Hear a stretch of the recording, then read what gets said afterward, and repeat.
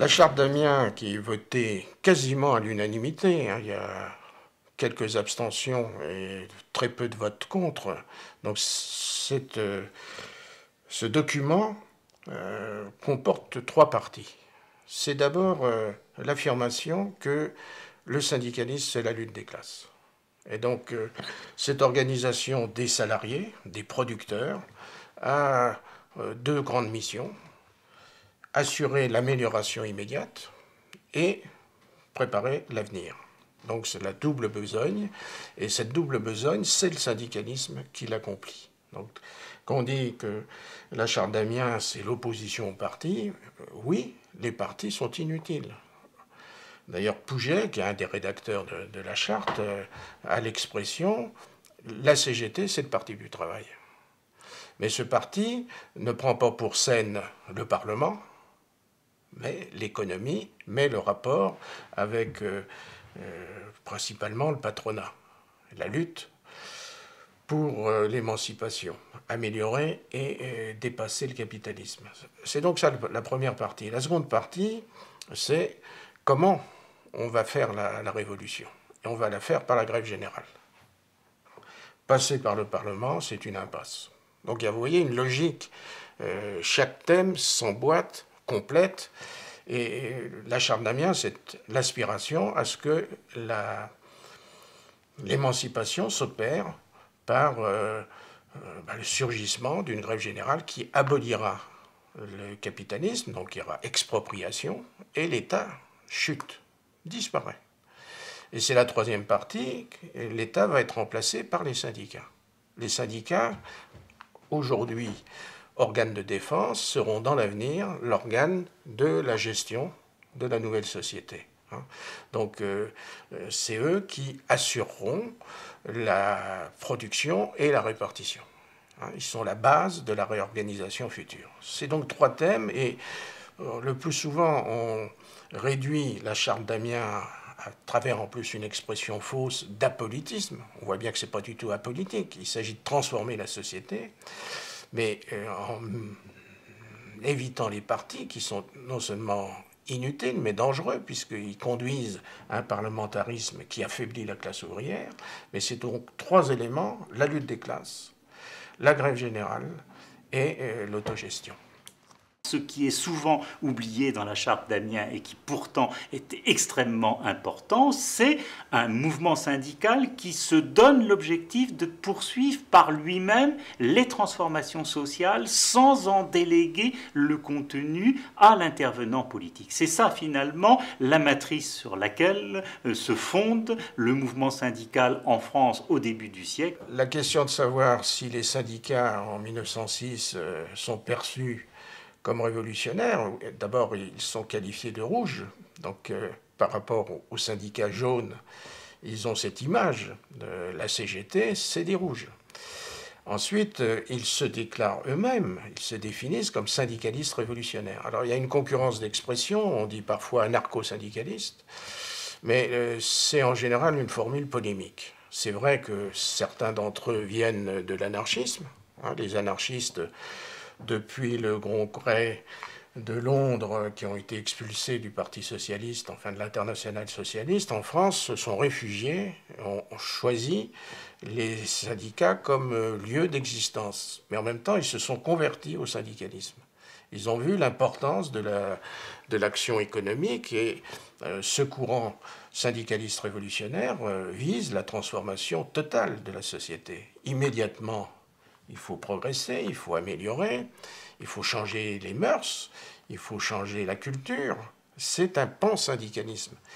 C'est une vision complète de la société qu'il faut attaquer tout de suite et avoir une stratégie d'avenir. La charte d'Amiens a été élaborée dans un contexte tout à fait déterminé. Il y a trois grands éléments qui surplombent le congrès de 1906, indépendamment du contexte social immédiat de la lutte sur les 8 heures. Il y a la montée de la guerre. L'opposition entre l'Allemagne et la France est en train de se durcir.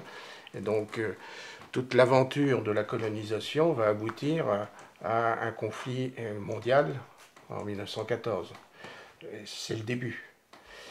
Deuxième élément qui surplombe ce congrès, c'est l'apparition d'un parti de masse, qui est la section française de l'Internationale ouvrière, en 1905, sous la pression de la deuxième internationale, qui est dominée par la social-démocratie allemande. Les Français fusionnent les différents courants du socialisme français, qui est très, très complexe. Il y a les guédistes, il y a les almanistes, les broussistes, les blanquistes, les indépendants. Donc il y a 5 grands courants qui fusionnent, qui font un parti socialiste unifié, PSU, le premier PSU, et qui est section française de l'Internationale ouvrière. Donc vous avez cette apparition d'une force politique qui transforme la situation du mouvement ouvrier, qui pose problème pour la CGT. Est-ce qu'elle va le reconnaître ou pas? Et puis, je dirais, le troisième élément du contexte, c'est la transformation du travail. On avait un capitalisme en France de toutes petites unités. Il y avait quand même déjà des entreprises exportatrices, bien sûr, mais la France était un pays de petites entreprises. Et la concentration est en œuvre.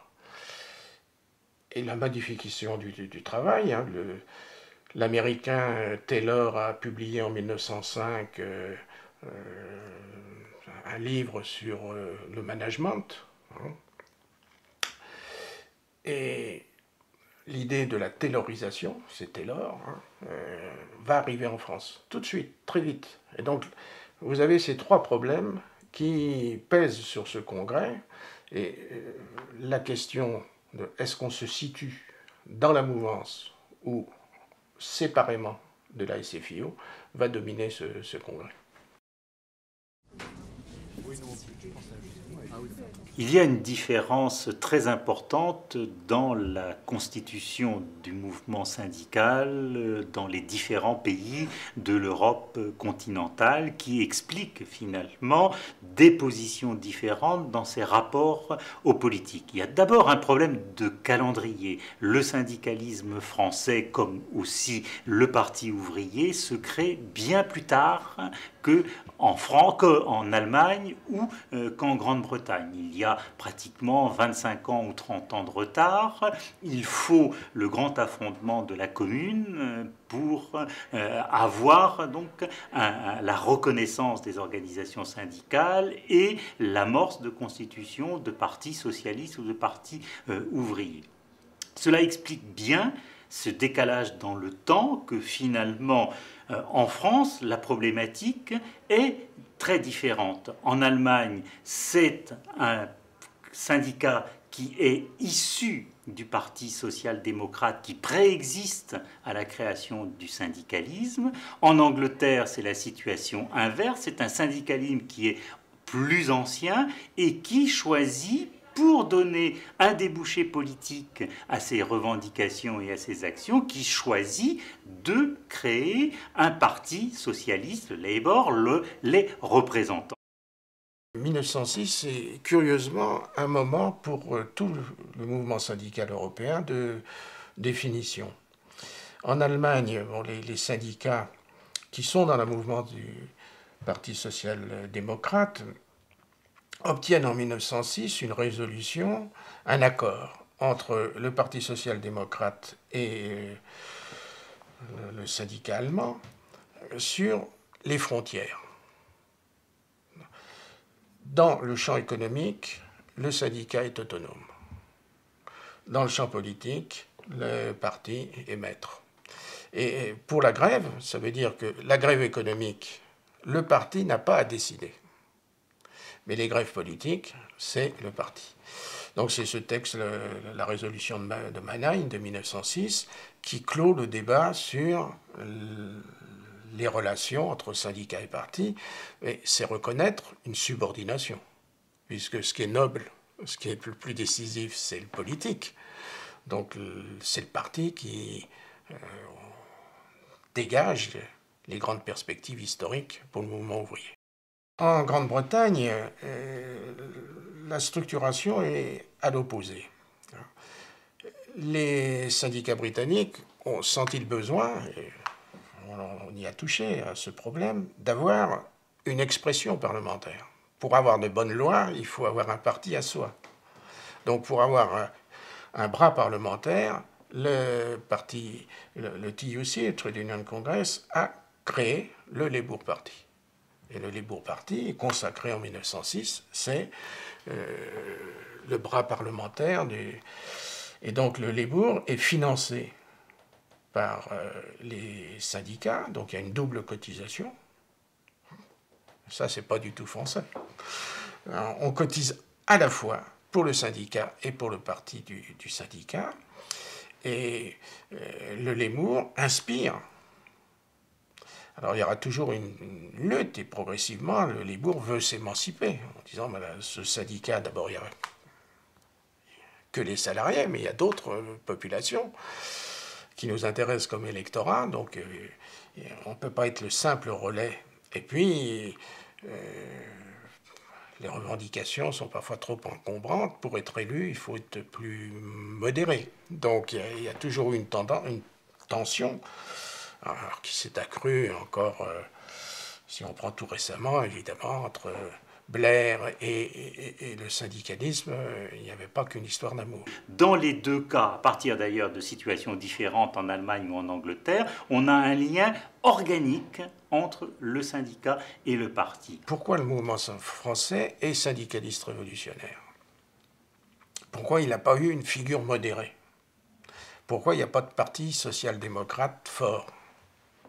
La SFIO est tardive, en 1906, et puis dès 1920, elle est scindée, et c'est le Parti communiste qui prend, qui prend place et qui va progressivement laminer et devenir le premier parti jusqu'aux les années de crise des années 1970, où François Mitterrand va reconquérir l'électorat.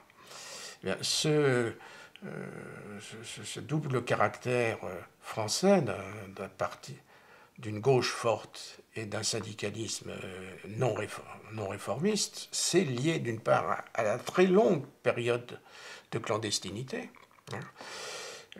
Les syndicats français sont clandestins jusqu'en 1884. La grève a été interdite jusqu'en 1864. Donc ils ont l'habitude de la clandestinité, du combat révolutionnaire. Ils ont participé aux barricades, 1830, 1831, 34, 1848, 1871.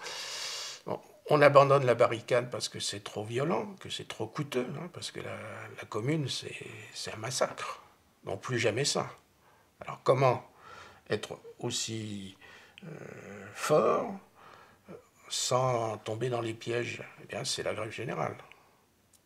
Donc il y a cette tradition de lutte, de clandestinité, qui a inspiré. Et est-ce que la Troisième République pouvait capter ce courant? Elle a essayé. Le malheur, c'est Fourmi.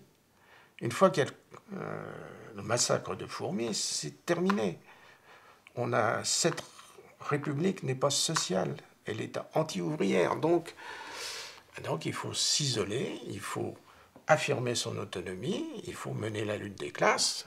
Voilà, le syndicalisme révolutionnaire, il prend l'anarchisme, mais il prend aussi le blanquisme, qui est toute l'histoire de ce mouvement ouvrier qui a conquis le droit de vote, mais ce droit de vote, il ne permet pas la constitution d'une république sociale. Le problème du syndicalisme révolutionnaire, c'est que d'abord, il est faible. La CGT, c'est 200 000 syndiqués. Avant 1914, jamais la CGT n'aura plus de 5% des salariés, en comptant très largement. Donc c'est un syndicalisme faible, c'est un syndicalisme isolé, car sur le plan européen, ce qui domine, c'est un syndicalisme social-démocrate ou travailliste, comme en Grande-Bretagne. Donc ils sont un peu les seuls à avoir, même si en Italie ou en Espagne il y a des correspondants, mais aucun pays n'a cette originalité aussi forte. La conception de la politique que la charte d'Amiens véhicule est une conception trop simple. Le politique va s'effondrer si on prend les moyens de production. Ce syndicalisme dit le Parlement n'a pas de rôle. Les partis, on a le droit d'y être. Chacun est libre. Mais ça ne compte pas. Tout se fera par le syndicalisme. Le syndicalisme est la totalité du mouvement ouvrier. Or, l'État existe. Et dire qu'il va brusquement disparaître et qu'au terme d'une grève générale, l'État s'effondre et est remplacé par les syndicats qui gèrent, c'est une fiction. C'est une simplification. Dans la phase avant la grève générale réussie, qui fait les lois? Le droit du travail, le droit ouvrier, il se constitue comment? Donc la CGT, de temps en temps, dit, mais on souhaiterait une bonne loi. Ben oui, mais alors, on ne peut pas dire que l'État n'est rien. Alors, il ne s'agit pas d'accuser d'impuissance le syndicalisme révolutionnaire.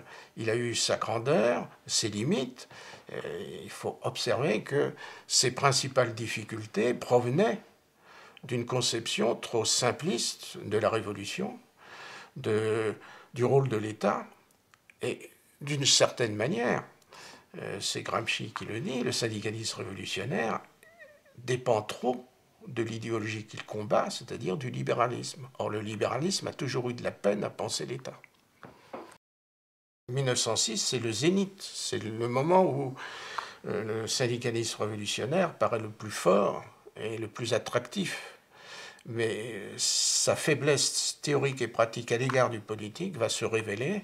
Et de fait, il va entrer en crise. En 1909, il y a une crise énorme de confiance, et cela lié en particulier au fait que la puissance des syndicalistes révolutionnaires sont sur des petits syndicats, où on vote syndicat par syndicat, un vote unitaire.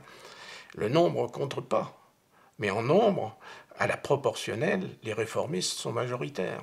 À partir de 1912, il y a des meetings communs entre la CGT et la SFIO contre la guerre.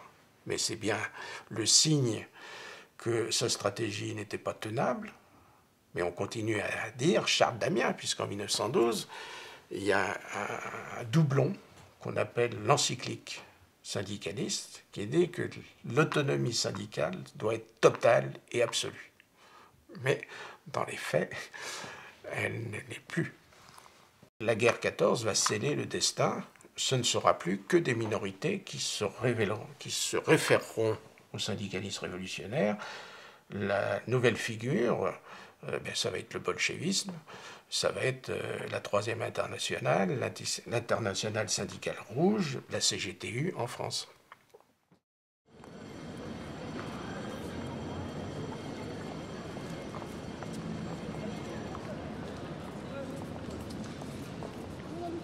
Immédiatement, le syndicalisme révolutionnaire est devant la montée de la guerre.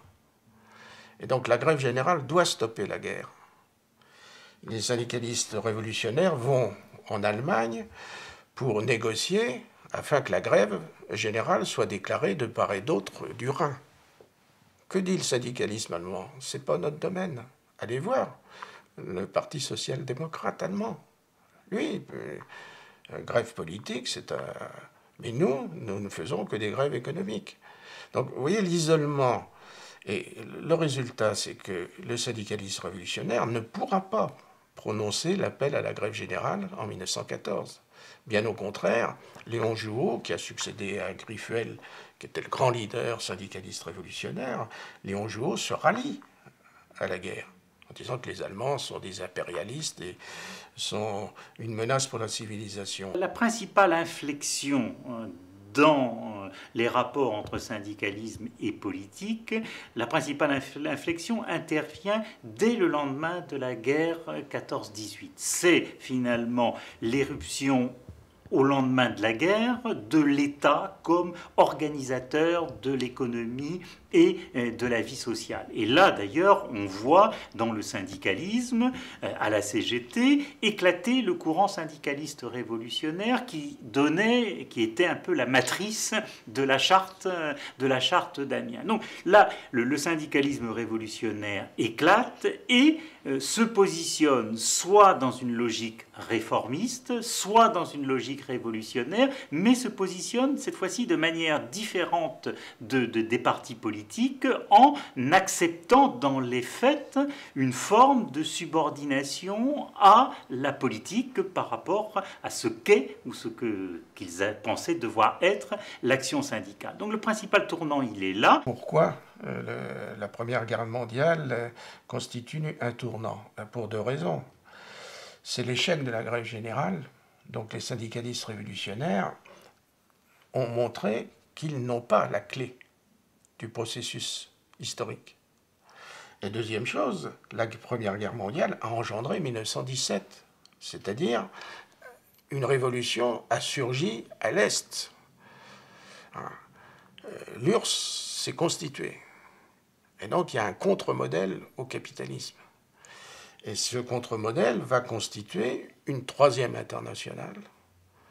Et donc il y a un courant politique qui paraît porteur de l'avenir. Donc c'est un tournant. Après le premier conflit mondial, le vent a tourné. On est dans un autre monde et on va entrer dans ce que j'appelle le syndicalisme partidaire, c'est-à-dire, en fait, structuré sur les courants politiques. Et ce syndicalisme partidaire correspond au court XXe siècle, qui va de 1914 à 1991, la chute de l'URSS, ou 1995, la création de l'OMC, l'Organisation mondiale du commerce. On peut prendre les deux bornes, moi je préfère 95, en plus ça correspond avec le mouvement social important en France. Il y a des calques entre les structures politiques et les structures syndicales. En France, vous avez trois courants politiques, la social-démocratie, le Parti communiste, la démocratie chrétienne, avant que le gaullisme s'en empare. Eh bien, vous avez trois grands courants syndicaux.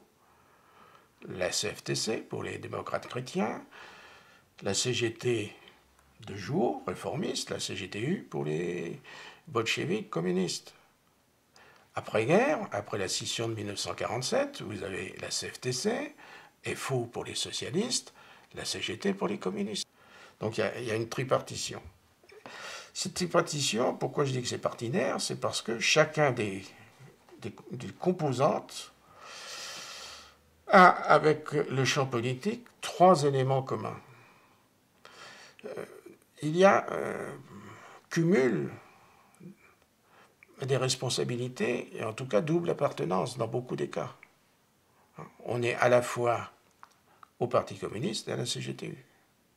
Donc il y a des réseaux, il y a en commun des hommes, des idées et la stratégie. Donc il n'y a pas de distance entre la SFIO et la CGT sur comment changer la société. Alors ça va se compliquer évidemment lorsqu'il y aura le Front populaire, puisque là il va y avoir une entente. Donc les clivages vont bouger et il y aura des coopérations. Mais fondamentalement, il y a des sensibilités, il y a des réseaux.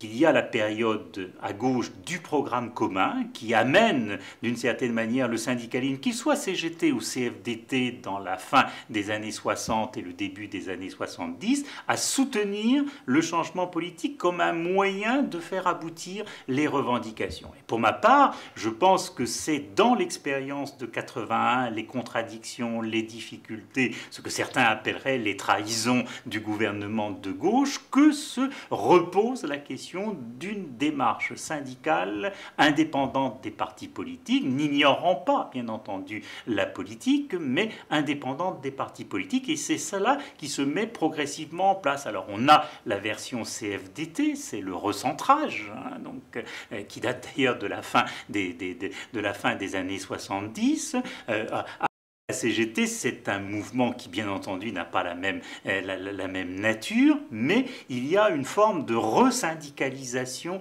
de l'action qui, dès le milieu des années 70, se pose comme une problématique importante de la stratégie syndicale. Et ce n'est ensuite qu'étape par étape que cette autonomie s'affirme jusqu'à la situation présente.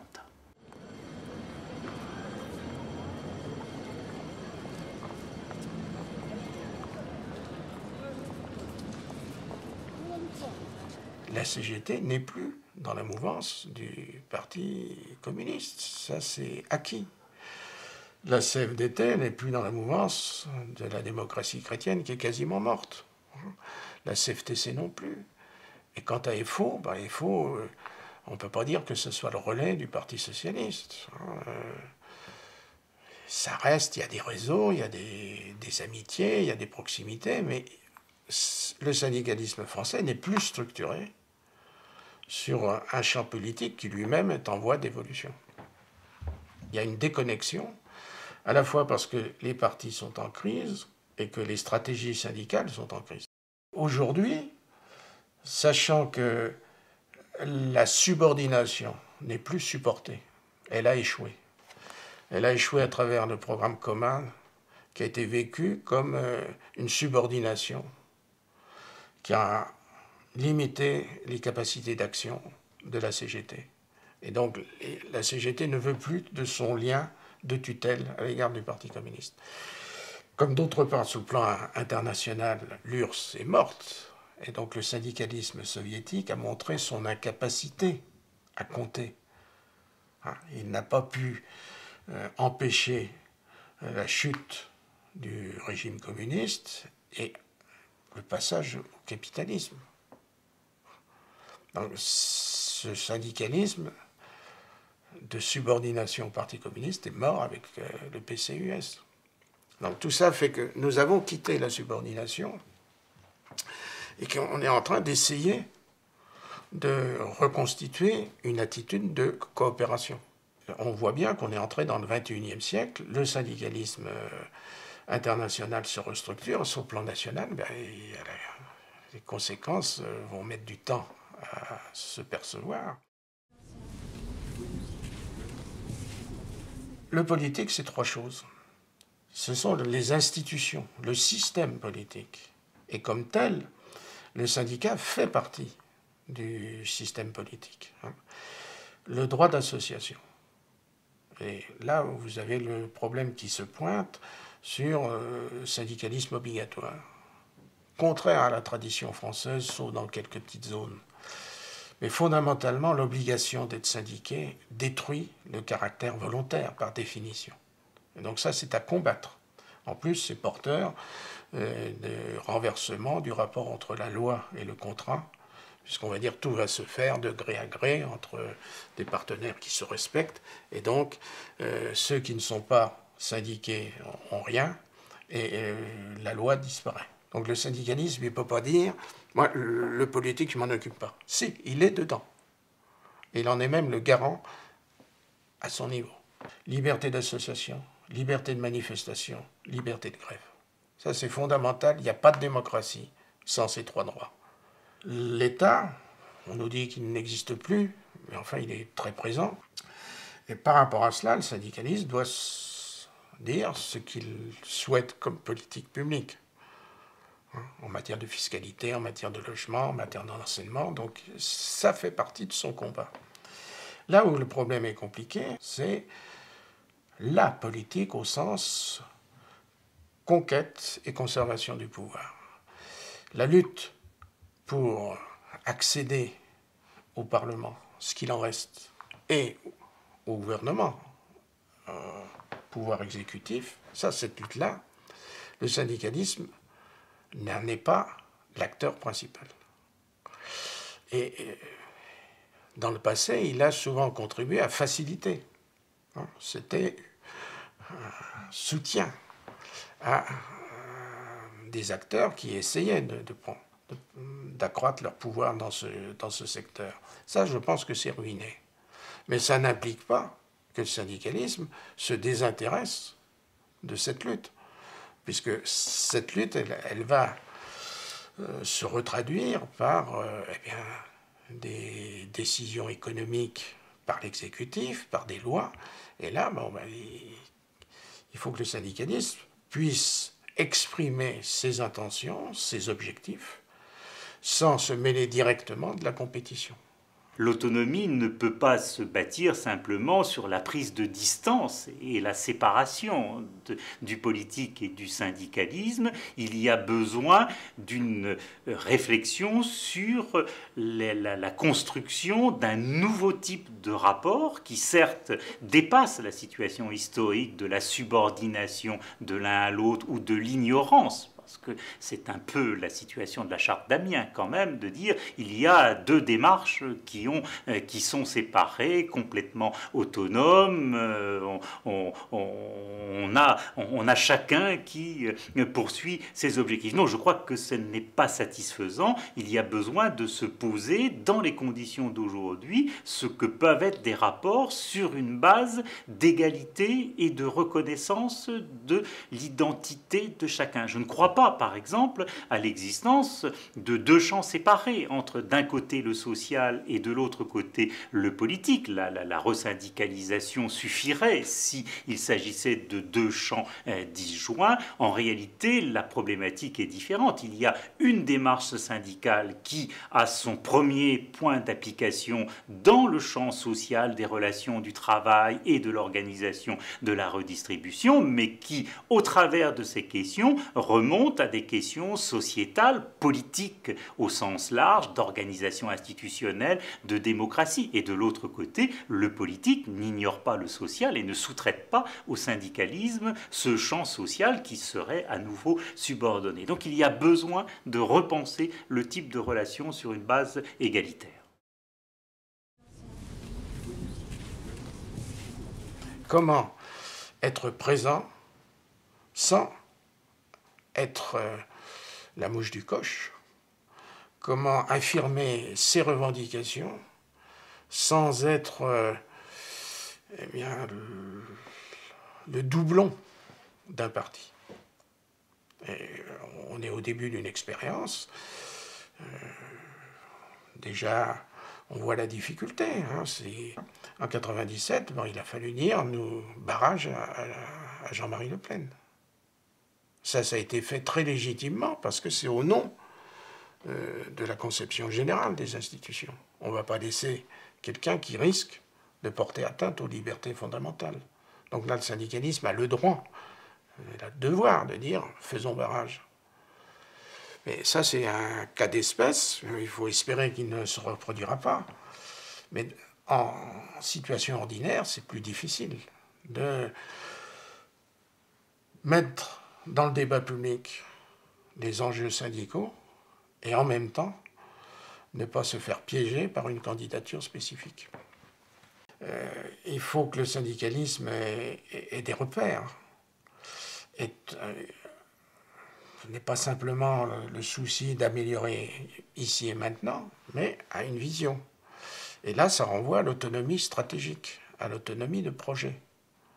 Et on voit bien que dans les derniers congrès de la CGT, il y a eu des... Est-ce que c'est à nous de nous occuper de tout ça?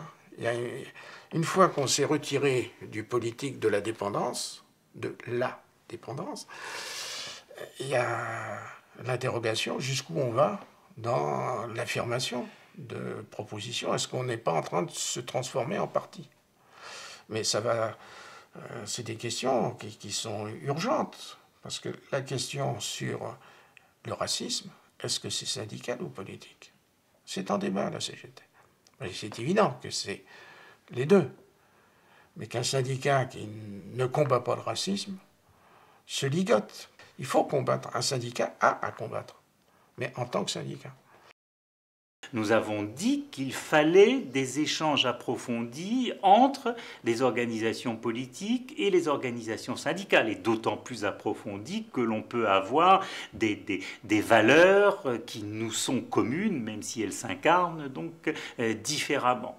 Nous avons dit aussi que le rôle du syndicalisme n'était pas de participer à la construction de programmes électoraux. C'est un point important parce que ce serait une autre manière finalement de subordonner les organisations syndicales à l'action politique. On verrait des partis politiques qui chercheraient à faire leur marché dans les propositions syndicales et qui, sur cette base-là, demanderaient l'adhésion, en quelque sorte, des syndiqués, voire des organisations à ses propres enjeux de pouvoir. Non, le syndicalisme n'a pas vocation à occuper une place de pouvoir à côté des organisations politiques. Mais je crois que, cela dit, les organisations syndicales, elles ont à poser toutes les questions que se posent aujourd'hui les salariés de la manière la plus fondamentale qu'il soit, afin que le débat politique ne puisse pas esquiver les réponses à apporter à toute une série de contradictions sociales qui, à nos yeux, appellent un processus de transformation, d'évolution sociale profonde. Je ne suis pas sûr que le politique entende bien aujourd'hui la critique sociale. Je crois que cela s'est manifesté à de nombreuses occasions. Il y a une certaine surdité où on écoute du côté politique certains éléments de la critique sociale, mais pas la totalité et dans toute l'ampleur des contradictions qu'ils sont portées. Donc notre rôle, c'est de porter cette critique sociale dans le débat politique et d'exiger qu'il n'y ait pas d'esquive par rapport aux problèmes que nous nous posons, mais surtout que nous posons au nom des salariés. Voilà, je pense, un des points qui m'a fait dire que finalement, le syndicalisme était au bord du politique. Il n'était pas un acteur politique, au sens donc qu'il ne visait pas de poste de pouvoir, mais qu'en même temps, il était là pour que la société et les politiques se posent les défis auxquels nous devons ensemble répondre. Je crois qu'il y a là un chantier auquel il faut que l'on s'attaque. Il y a besoin de débattre différentes solutions. Je crois qu'il n'y a rien de prédestiné, de figé. Le syndicalisme a conquis une autonomie. Il reste aujourd'hui à retravailler l'ensemble des articulations qu'il y a à travailler entre champ politique et champ syndical, mais bien dans cette logique de non-subordination d'un acteur à l'autre. Charles d'Amiens fait partie de la culture commune du syndicalisme revendicatif français. Il est évident que c'est un texte totalement daté et qui se réfère à une société qui n'est plus la nôtre. Mais en même temps, on est toujours dans le capitalisme. Et on est toujours dans la lutte. Et n'ayons pas peur de le dire, dans la lutte des classes. Elles n'ont pas les mêmes configurations. On est évidemment dans une autre phase. L'État n'est plus que ce qu'était l'État de la Troisième République d'avant la Première Guerre mondiale. On a maintenant un État étagé. Il est la région, tout un ensemble de transferts. La région a pris du poids, l'État national et puis le quasi-État européen. On ne peut plus simplement raisonner dans l'Hexagone. La Charte d'Amiens ne dit rien de nos problèmes contemporains. Elle nous indique dans quel esprit il faut les aborder. Mais le syndicalisme, dans son travail de redéfinition, ne peut qu'être inventif. Et là, à cet égard, la Charte d'Amiens ne délivre aucun message. Cette charte a dit, avec toutes ses limites encore une fois, par rapport à l'État en particulier, mais cette charte a dit, il faut que le mouvement social soit maître.